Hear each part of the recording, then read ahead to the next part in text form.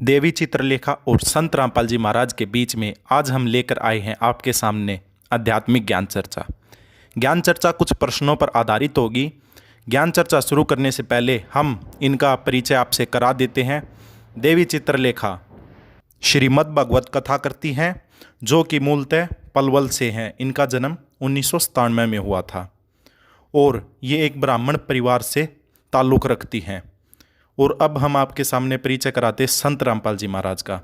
संत रामपाल जी महाराज जाट वर्ण से हैं और इनका जन्म 1951 में हुआ था और ये कबीर परमात्मा को अपना इष्ट देव मानते हैं। अब शुरू करते हैं ज्ञान चर्चा। ज्ञान चर्चा शुरू करने से पहले जिन्होंने चैनल को सब्सक्राइब नहीं किया है, चैनल को सब्सक्राइब कर लें। जैसा कि आपने सुना कि आध्यात्मिक ज्ञान चर्चा 3 प्रश्नों पर आधारित है। ये 3 प्रश्न हैं: क्या भगवान जीव के पाप नाश कर देता है? दूसरा प्रश्न, भगवान कौन है? और तीसरा प्रश्न, गीता किसने बोली? ये 3 प्रश्न के जवाब जानने के लिए हम देवी चित्रलेखा जी और संत रामपाल जी महाराज की कुछ वीडियो के अंश लिए हैं, जो कि आपके सामने दिखा रहे हैं। पहले देवी चित्रलेखा जी का एक वीडियो देखते हैं, जिसमें उन्होंने बताया है क्या भगवान जीव के पाप नाश कर देता है। देखिए यह वीडियो। कर्म को कोई टाल नहीं सकता है। जो कर्म हमने किए हैं उसका परिणाम हमें हर हाल में भुगतना पड़ेगा। बस परिणाम देना भगवान के हाथ में, बाकी सब कुछ हमारे हाथ में। तो ये थे देवी चित्रलेखा जी के विचार, जो बता रही थी कि भगवान पाप नाश नहीं कर सकता, कर्म को नहीं बदल सकता। केवल भगवान कर्म का किया ही दे सकता है, जो मनुष्य ने किया है। अब जानते हैं संत रामपाल जी महाराज के विचार। क्या भगवान पाप नाश कर देता है? देखिए यह वीडियो। कि जितने भी ऋषि महर्षि संत हुए हैं, ये कहते हैं कि प्रारब्ध का कर्म प्राणी को भोगना ही पड़ता है, भोगे से ही समाप्त होता है। बृहस्पति जी देवताओं के गुरु हैं और देवताओं के गुरु क्या कहते हैं कि इंद्र को बता रहे हैं कि जो आपको सुख प्राप्त है और जो आपको दुख प्राप्त है, ये आपके पाप और पुण्य अक्षय हो रहे हैं, नाश हो रहे हैं, और यही तरीका है इनके नाश करने का। जैसे आप सुखी हो तो आपके पुण्य नाश हो रहे हैं, उनका भट्ठा बैठ रहा है पुण्यों का, और यदि आप दुखी हो तो आपके पाप नाश हो रहे हैं। ये प्रोसीजर, ये प्रोसेस बताया इन्होंने।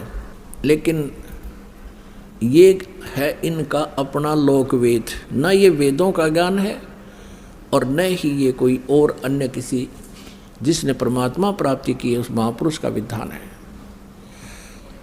वेदों में लिखा 8वें अध्याय के 13वें श्लोक में, मंत्र में, यजुर्वेद में, कि परमात्मा तो घोर पाप का भी नाश कर देता है। किसी भी प्रकार का संकट आप प्राय भगवान उसको दूर कर सकता है। पुण्यात्माओं, यदि प्राणी को जैसा उसके भाग्य में है वैसा ही भोगना पड़े तो कोई ना भक्ति करे और ना भगवान की जरूरत फिर हमने। फिर आवश्यकता क्या है परमात्मा की? जिसका ऊपर कैर टूटना वो टूटेगा, फिर क्या की भक्ति करेगा? वो कर ली भक्ति फिर तो घुट्टी लावेगा, वो शराब पीने लगेगा या डाके मारेगा कि तो चोरी करेगा। तो इन लोगों ने बिगाड़ दिया पूरा समाज, क्योंकि पहले आत्मा सबसे पहले परमात्मा से ही राहत चाहती है। परमात्मा से राहत ना मिलने से फिर ये बकवाद करने लग जाती है मन के अधीन होकर। और जब परमात्मा का सहयोग आपको मिलेगा, आपको इतना सुख देगा भगवान, इतना बेनिफिट देगा, इतना आपको जो है बरकत देगा, आप सोच भी नहीं सकते। और फिर आपको ज्ञान हो जाएगा तो जहर खाना है, किसी का पैसा मिलावट करके लेना या वैसे रिश्वत लेना, चोरी करना, दान दहेज लेना, ये तो विष खाना है, विष। और फिर कहते हैं जैसे किर का जहर का रंग होरी हो, कहो कौन तिस खाव राम रंग होरी हो। कहते हैं परमात्मा के नाम से होरी माने खुशी होगी, और जहर के किरका जहर का कण भी कौन खाओगा? न्यू पता लग गया, यूँ कण पड़ा जहर का, विष का, हाथ भी ना लावा आदमी तो ये जो भी आज आप अज्ञानतावश ये रिश्वत लेते हो, चोरी करते हो, किसी और से धन लेकर नहीं देते हो, इस आध्यात्मिक ज्ञान से आपको पता चलेगा ये विष खा रहे हो, विष। और फिर इस जहर न कौन खाएगा, छुआ भी कोई नहीं, दूर का जाएगा, आग लगे कि क्या पता कैसा धन है ये। और अब बक्से को ना ट्रंका अंदर से तिदुरियां तोड़ के काट ले जाए।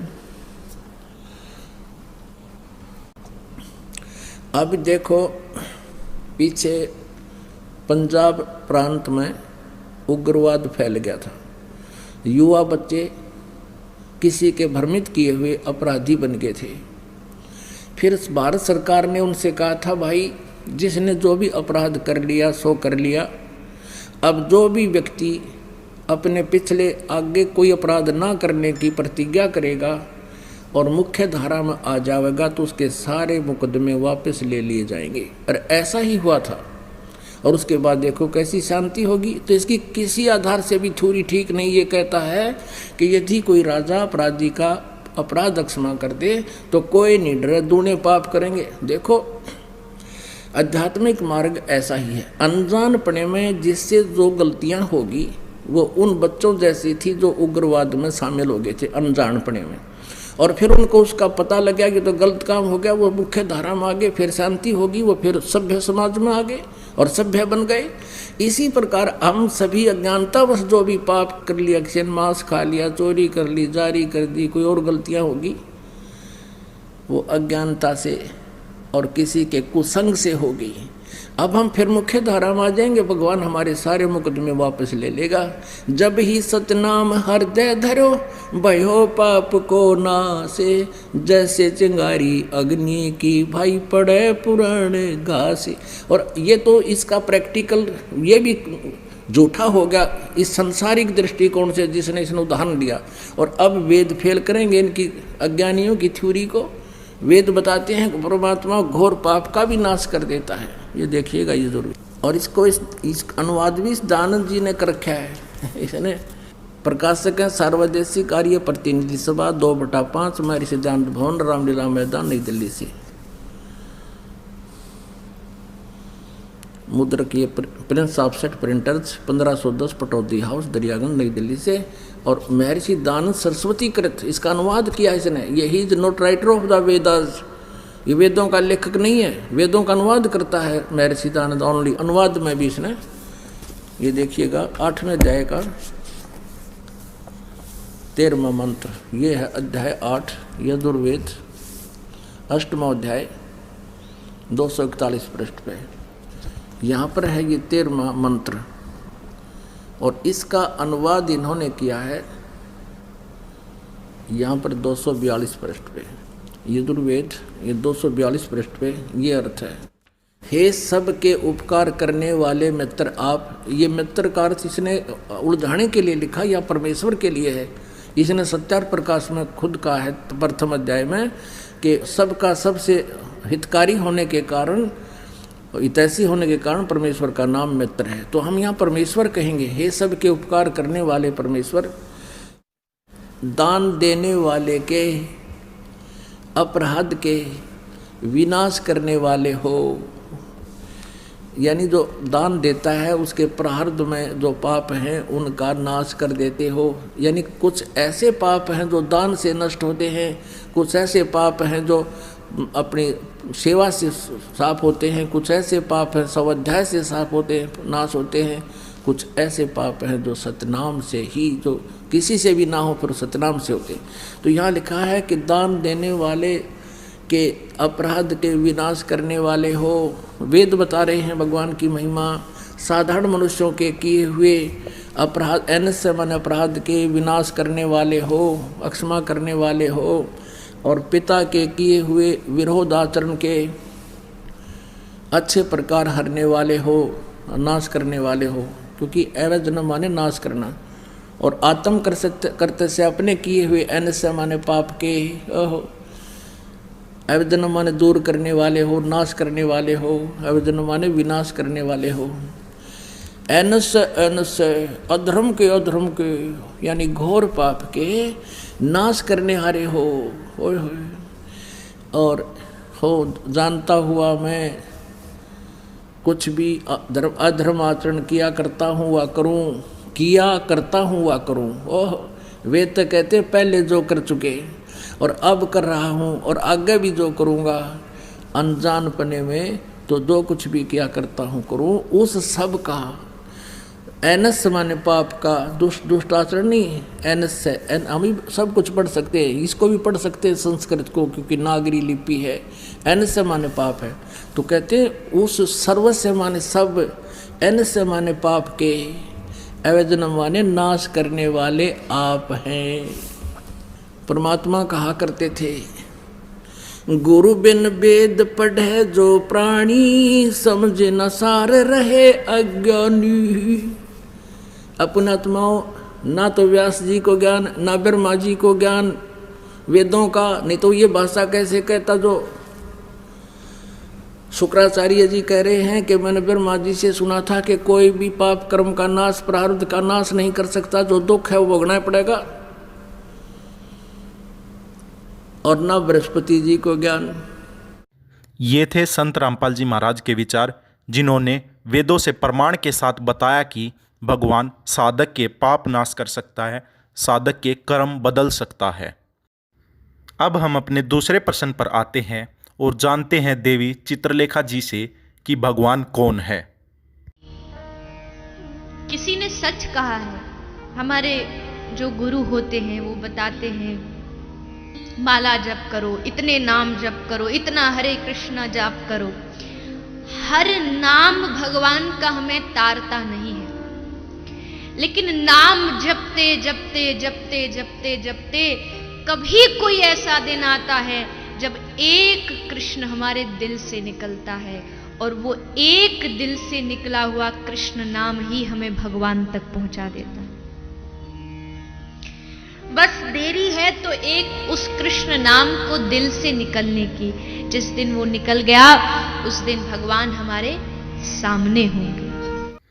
ये थे देवी चित्रलेखा जी के विचार, जिन्होंने बताया कि श्री कृष्ण ही भगवान हैं, वो ही सर्वेश्वर हैं, पूजनीय हैं, उन्हीं का जाप करना चाहिए। अब जानते हैं संत रामपाल जी महाराज के विचार कि कौन भगवान है। श्रीमद् भगवत गीता, गीता प्रेस गोरखपुर से प्रकाशित है। जयदाल गोविंद का इसके अनुवादक हैं। ये देखो, अब गीता अध्याय नंबर 8 का और श्लोक नंबर हम 8 से शुरू करेंगे। परमं पुरुषम दिव्यम अभ्यास योग युक्तेन चेतसा न अन्य गामिना। परमं पुरुषम दिव्यम, उस दिव्य परम पुरुष यानी परम अक्षर ब्रह्म को याति पार्थ अनुचिंतन, उसके सिमरण से उसको प्राप्त होते हैं। इनका अनुवाद भी बहुत कुछ ठीक है। 8वें अध्याय का 8वां श्लोक। हे पार्थ, यह नियम है परमेश्वर के, गीता ज्ञानदाता से अन्य है वो, अध्ययन नहीं, अभ्यास योग युक्तेन, यानी जो मंत्र वो तत्वदर्शी संत देगा 3 नाम का, ओम तत्सत। ओम तो सीधा ही सरपुरुष ब्रह्म का है, तत् और सत ये सांकेतिक है। ओम और तत् मिलकर ये 2 अक्षर का सतनाम बनता है। वो तत् सांकेतिक है, जो आपको प्राप्त है उनको खूब पता है। और सतयु आदि नाम है, ये अलग मंत्र है, जो सार नाम प्राप्त है उन पुण्यात्माओं को खूब ज्ञान है। तो यहाँ ये स्पष्ट कह रहा है कि उस मंत्र के अभ्यास से, ये योग न ध्यान का इसमें मतलब है नहीं, ये तो हठ योग को ध्यान मानते नहीं। इसका संस्कृत मूल पाठ क्या कह रहा है देखिए, अभ्यास योग युक्तेन, ध्यान नहीं, अभ्यास यानी उस नाम के सुमरण की युक्ति से, उससे लगन से, दूसरी ओर न जाने वाले मन से, यानी किसी और भक्ति में फिर कति ध्यान नहीं जावे, केवल वही भक्ति करे निश्चित से। अनुचिंतन, निरंतर चिंतन करता हुआ परम दिव्यम पुरुषम याति है। परम पुरुष, परम दिव्य पुरुष यानी उस परम दिव्य परमेश्वर को प्राप्त होता है। गीता ज्ञान दाता से अन्य है वो परम अक्षर ब्रह्म, और वो सच्चिदानंद घन ब्रह्म जिसका 3 मंत्र का जाप है, उसको प्राप्ति कर, उसकी शरण में जाने को गीता ज्ञान दाता कह रहा है। अब आगे देखो, 8वें अध्याय का 9वां श्लोक हम फिर पढ़ेंगे। 8वां तो पढ़ लिया, 9वें फिर इसमें परमात्मा का नाम भी लिखा है, लेकिन ये विषय अलग हो जाएगा, अब यहाँ करेंगे।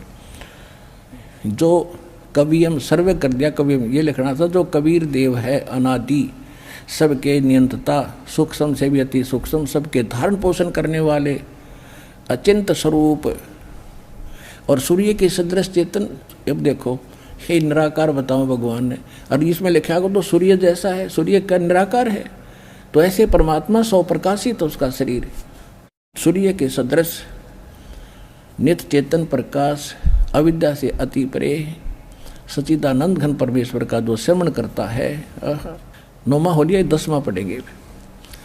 वह भक्ति युक्त पुरुष, यानी उस परमात्मा की भक्ति करने वाला, योग बल से, यानी भक्ति की साधना के बल से, उसकी शक्ति से भ्रकुटी में के मध्यम में प्राणों को अच्छी प्रकार स्थापित करके फिर निश्चल मन से श्रवण करता हुआ उस तम या उस अज्ञान अंधकार में छुपे हुए उस परमात्मा के दिव्यम परमम पुरुषम, परम अक्षर ब्रह्म को, उस देव परम पुरुष को गीता ज्ञान दाता से अन्य को ही प्राप्त होता है।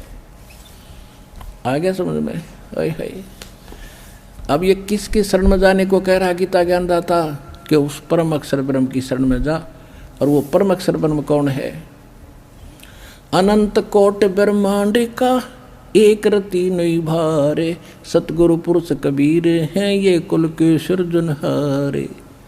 वो कौन कबीर? हम सुल्तानी नानक तारे, दादू को उपदेश दिया, जात दुलाहा भेद न पाया, वो कंसी मोहे कबीर हुआ।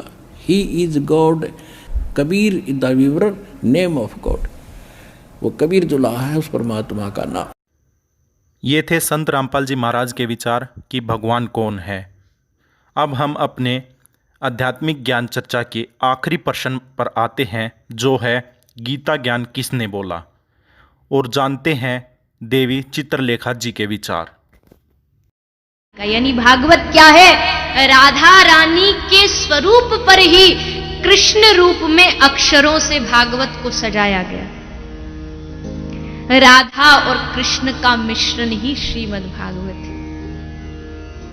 भागवत में श्री का अर्थ जो कृष्ण की शक्ति है, और कृष्ण की शक्ति कौन है? कौन है? कृष्ण की अचिंत्य शक्ति है श्री किशोरी जी, श्री लाडली राधा रानी। वो ये थे देवी चित्रलेखा जी के विचार, जिन्होंने बताया कि गीता जी का ज्ञान श्री कृष्ण जी ने बोला है। और अब जानते हैं संत रामपाल जी महाराज के विचार कि गीता जी का ज्ञान किसने बोला है। कि श्री कृष्ण जी तो कहता है कि मुझे पता ही नहीं गीता का ज्ञान। गीता जी में मैंने क्या कहा था जब वो युद्ध के दौरान तूने मुझसे सुना? महाभारत ये देखिएगा, द्वितीय खंड, संक्षिप्त महाभारत द्वितीय खंड। और ये कहां से प्रकाशित है? गीता प्रेस गोरखपुर से। और इसके अनुवादक कौन है? संक्षिप्त महाभारत द्वितीय खंड। और इसके संपादक तथा संशोधक हैं जय दयाल गोविंद का, जिसने गीता जी का भी अनुवाद किया हुआ है। और ये कहां से प्रकाशित है? गीता प्रेस गोरखपुर से। इसके देखना प्रश्न नंबर 667 पर, प्रश्न नंबर 667 पर ये क्या है कि अर्जुन का श्री कृष्ण से गीता का विषय पूछना, और श्री कृष्ण का अर्जुन से सिद्ध महर्षि और कश्यप का संवाद। जन्मेजय ने पूछा, जन्मेजय ने पूछा, ब्राह्मण शत्रुओं का नाश हो जाने के बाद जब महात्मा श्री कृष्ण और अर्जुन सभा में बैठकर वार्तालाप कर रहे थे, उसमें उनमें क्या क्या बातचीत हुई? वैशंपायन जी ने कहा,